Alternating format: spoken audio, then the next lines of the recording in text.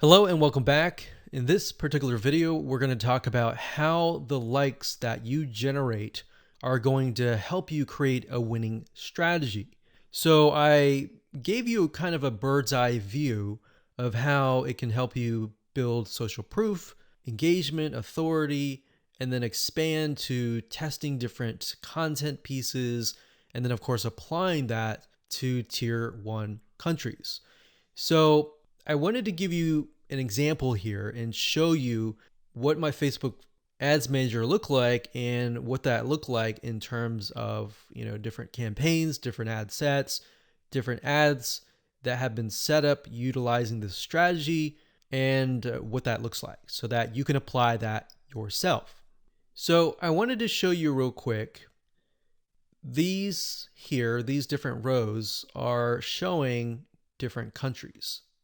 So you can't really see it now, but as I scroll down, you'll see it in just a minute. So generally speaking, we'll run daily budgets of about $1 to $5. Now you can see some of these are getting 29 likes, 221 likes, and then you can see the results. And then of course you can see the cost per result. So some of these are getting about 9 cents a like. And then some of these are getting 3 cents or 1 cent. And then some are getting, 34 cents. Now I want to be transparent and honest and say that the majority of times you will not start out of the gate with a campaign that is getting you 1 cent or even 3 cents per like. Sometimes you do, sometimes you don't. So this is when it comes down to testing different images. You see, a lot of times when you're trying to figure out what actually resonates with your audience, it's really hard, right? If you're doing like search engine optimization, it's kind of hit or miss. You're guessing and trying to figure out what is actually resonating with people. And a lot of times, because SEO takes time, it takes sometimes months to about 6 months, you may never even know what is working and what is not working until half a year later.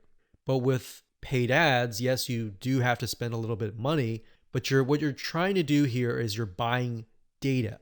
So I want you to understand that when you run ads, you're not necessarily trying to get a result right away. You're trying to see where the market goes, where your audience goes in terms of steps. Okay, they take a step, they like your page.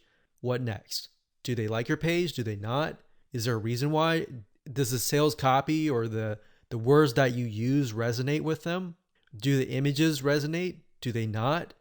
So I briefly touched base on this previously, but being able to test things out with pennies is a lot better than having to spend dollars, right? Or pounds or euros. So as you can see here, if I scroll down, you can see that for some of these, I've targeted the US and gotten it down to about 7 cents, which is not bad. But as you can imagine, if I tested it out, like over here, this is US stores, it would have been about 34 cents just out of the gate, or even more. Sometimes it would be actually $1 per like. So if I scroll down here, you can see Asia. This encompasses Asia, excluding Philippines. And I got about $1 daily budget, 8,371 page likes. So that's the result. And then, of course, cost per result was 1 cent. So we spent $92 and we got a good amount of likes. Now, whenever I see this, I want to break things down further and maybe test out a different image and see what works. Now, as you can see here, we've targeted the Philippines, and you can target a country and then a specific age group. What I recommend is you target the age group that has been resonating or that looks like your customers. If your customers are mainly like 50 to 70, then focus on that. But at the same time, you don't want to disregard potential audiences that might be interested in your product. So as we scroll down here, we've got Philippines, 3,848 likes for about 2 cents. So we scroll down further. When it says third W, that's third world countries. So those are tier 3 countries. And I basically just took a bunch of third world countries and just put them all into one campaign. Now, ideally, you would probably want to split them up into different countries, but just to make things faster, I did that. So as you can see here, I've got penny likes, literally pennies right there. Now, like I said, bear in mind that even though these are third world or even tier 1, 2, or 3 countries, or mostly tier 2 and 3 countries, the fact that they're targeted means that they are going to like, comment, and share the posts that are actually going to go up on the Facebook fan page. You see what I mean? So that's what is powerful about this, is you get the engagement aspect, which actually will help you in the long run. So the goal here is to just make you aware that going down this route, testing these tier 2 and 3 countries is actually a really good thing. And that is something that your competitors are not doing. A lot of times they'll disregard it because they're thinking, well, it's not targeted. I'm not targeting, people overseas or anything like that. So this is thinking outside of the box. Okay, so what I just showed you previously, those were the ad sets. And the ad sets allows you to target a specific country, a specific demographic. Now, right below that, you have the ad level.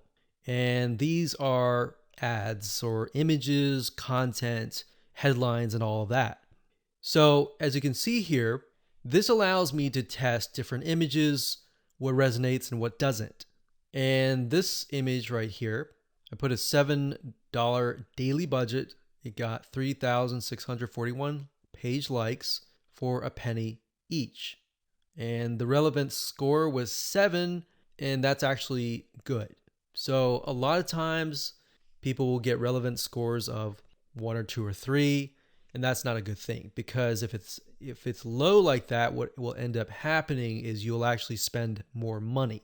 The higher the relevance score, 6, 7, 8, 9, 10, up to 10, the lower you will actually pay, because Facebook wants to reward people who have ads that create a good experience, right? So if we scroll down further, we can see for the most part, it's relevant score 7 and then 8. So this one did really well. This one was 7. This one was 6. And then we look at the 6 and then we're like, okay, this one actually got a decent amount of page likes. Even though it was a lower relevant score, it made it up for it with a good amount of page likes. So you do want to take into consideration the likes, the cost, and all of that before you decide, okay, this is not a good image, this is not a good text, or anything like that. So I wanted you to see this so that you understand the process and that you understand that it all starts from a targeted like, and then it goes from there all the way down here, and then it creates that snowball effect that generates more likes and more engagement to your Facebook fan page. Okay, before we talk about how to go about creating the content with the images and the quotes, you really need to think about carefully what images or even quotes resonate with your audience. So you might be thinking, well, I sell like scuba diving stuff or basketball stuff. Then what you could do is you could find celebrities in that niche and then find quotes from them, kind of thing. So you kind of have to get a little bit creative in this case, but you want to think what images would stand out and what quotes would stand out. Now, there's a site called getstencil.com. That's getstencil.com. So it says stencil here, but it's getstencil.com. And you can log in and they'll give you access to a ton of quotes and a ton of really good looking images. So let's say, for example, that we are in the business niche. So we'll type the keyword in business, and we are focusing on, let's say, business women. So let's say this one resonates with the demographic. So what we want to do is we want to click it like so. We can move it around. And of course, we want to delete the other text, put it down here. And we want to find a photo that resonates with that demographic. So we could type in business woman and see what we get.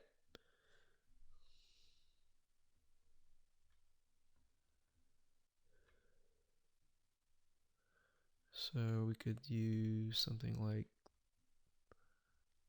this, maybe. Now, obviously that does not, you cannot read that. So you're going to need to play with it a little bit until the text fits in like that.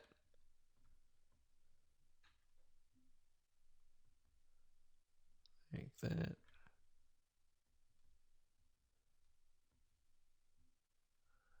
And then maybe the size is just too big, so we get that there.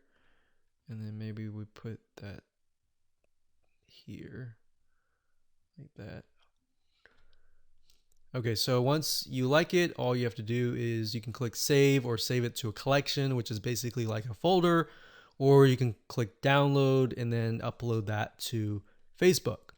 Now, what's really cool about Get Stencil is they have a feature where once you have all the images created, you can use their share feature and right click and connect it to your Facebook fan page. So within Get Stencil itself, you can actually share the image instead of having to log in to Facebook and do all that. You can also hire a freelancer to, you can say, I want you to log in every single day at this time, this such and such time, and then do a share from Get Stencil and go from there. So that way people are constantly engaging with your content.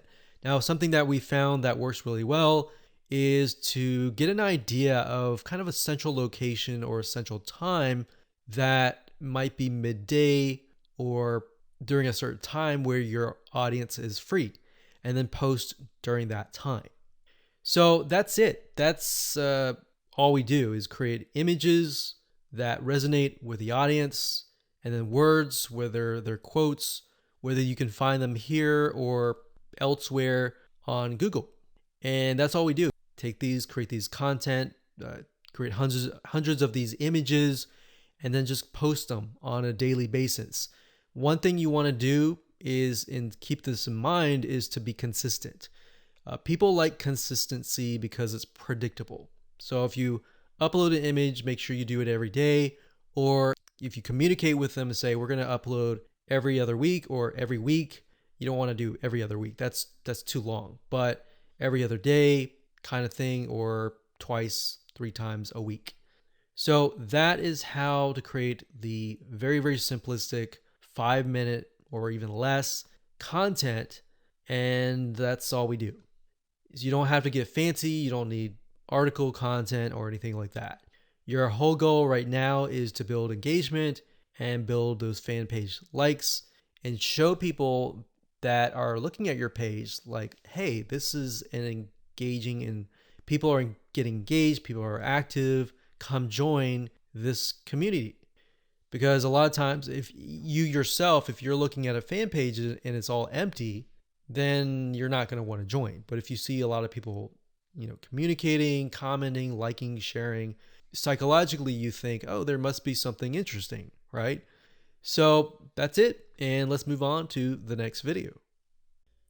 Hello and welcome back. This is video number 5. And in this video, we're going to talk about how to kill 2 birds with 1 stone.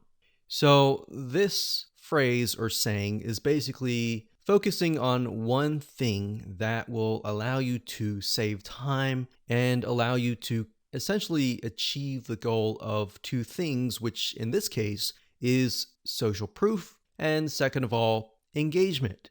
Okay, so we talked briefly about earlier that the social proof aspect is just the likes, right? But it's not just the likes, it's also the content, right? The second thing, which is engagement, can only be achieved if you drive targeted likes or targeted visitors, right? So essentially this video is all about the conversion factor, because In the previous video, we talked about how to go about creating content within less than 5 minutes, which are basically images with quotes on them, right? So, how do we create or get images that resonate with your targeted audience, and how do we figure that out?